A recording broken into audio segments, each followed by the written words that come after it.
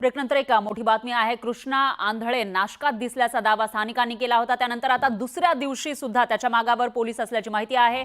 या दाव्यावर पोलिसांकडून स्पष्टीकरण आता देण्यात आलंय। कृष्णा आंधळेचा दुसऱ्या दिवशीही शोध सुरू आहे। तर कृष्णा आंधळे याचा नाशिक पोलिसांकडून शोध घेतला जातोय। सीसीटीव्ही मध्ये दिसत असलेला तो व्यक्ती कृष्णा आंधळे नाही असा खुलासा नाशिक पोलिसांनी केल्याची माहिती आहे।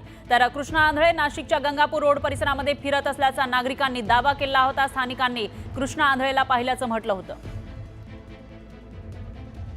आणि या विषयी अधिक माहितीसाठी आपले प्रतिनिधी लक्ष्मण घाटोळे आपल्या सोबत जोडले गेले आहेत। लक्ष्मण, काय सांगाल? कृष्णा आंधळे नाशिक मध्ये असल्याचं बोललं जात होतं, मात्र पोलीस आता वेगळाच दावा करताना दिसतायत। संतोष देशमुख हत्या प्रकरणातील फरार असलेला संशयित आरोपी जो आहे कृष्णा आंधळे हा नाशिकमध्ये दिसल्याचा दावा काही स्थानिक नागरिकांनी काल केलेला होता। आणि या सगळ्याच्या अनुषंगानं काल नाशिक पोलिसांकडून शहराच्या वेगवेगळ्या भागात या सगळ्याचा शोध घेण्यात आला। जो व्यक्ती कृष्णा आंधळे आहे अशा प्रकारचा दावा करण्यात आलेला होता, त्याही व्यक्तीचा शोध जो आहे तो पोलिसांनी घेतला।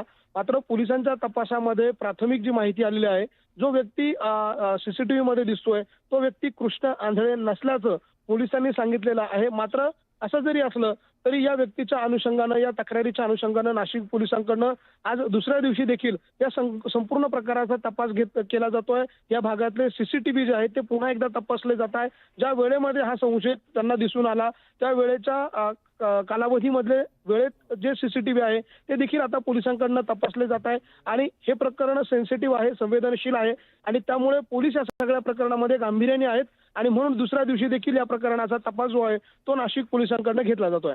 निश्चितच त्यामुळे आता कधी सापडणार कृष्णा आंधळे आणि कुठे सापडणार असा सवाल आहे। धन्यवाद लक्ष्मण, तुम्ही दिलेल्या या सविस्तर माहितीसाठी। तर कृष्णा आंधळेला बघितल्याचा दावा स्थानिकांनी केलेला होता आणि जे काही विवरण त्यांनी दिलेलं होतं त्यानुसार पोलिसांनी सीसीटीव्हीच्या माध्यमातून तपास सुरू केला। मात्र ज्या व्यक्तीला कृष्णा आंधळे समजत होते तो कृष्णा आंधळे नाहीच असा खुलासा आता तपासानंतर पोलिसांनी केलेला आहे। त्यामुळे कृष्णा आंधळे नेमका गेला कुठे असा सवाल उपस्थित होतोय।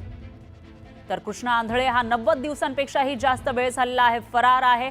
संतोष देशमुख यांची निर्घृणपणे हत्या करण्यात आली होती डिसेंबर 2024 मध्ये आणि त्या हत्येचा जेव्हा मारहाण केली जात होती निर्दयीपणे संतोष देशमुख यांना त्याचा व्हिडिओ बनवणारा हा कृष्णा आंधळे मात्र तेव्हापासून फरार आहे। तो अजूनही पोलिसांना सापडलेला नाहीये। आणि काल एका व्यक्तीने आपण कृष्णा आंधळेला पाहिल्याचा दावा केला होता दत्त मंदिरामध्ये। त्यानुसार त्याने पोलिसांना सुद्धा याविषयीची माहिती दिली होती आणि पोलिसांनी तपास सुरू केला। पण ज्या व्यक्तीविषयी ही माहिती देण्यात आली किंवा जो काही दावा करण्यात आला होता त्यानुसार हा व्यक्ती कृष्णा आंधळे नाही असं पोलिसांनी खुलासा केलेला आहे। तरी सुद्धा आजही तपास सुरू आहे, शोध घेतला जातोय असंही पोलिसांनी सांगितलं।